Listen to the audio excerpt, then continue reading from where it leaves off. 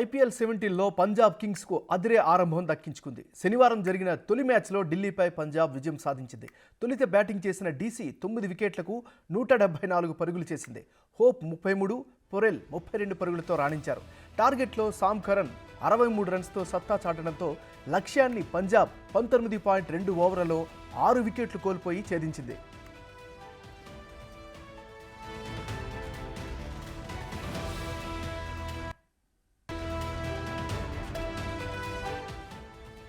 రెండో మ్యాచ్లో sun Risers Kolkata మధ్య వారు జరిగింది.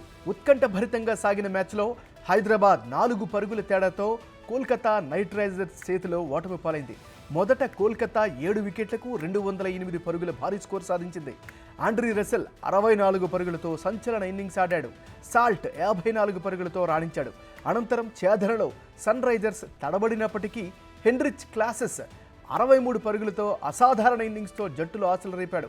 కానీ ఆఖరి ఓవర్లో గొప్పగా బౌలింగ్ చేసిన హర్షిత్ 3 వికెట్లు తీసి కోల్కతాను గెలిపించాడు.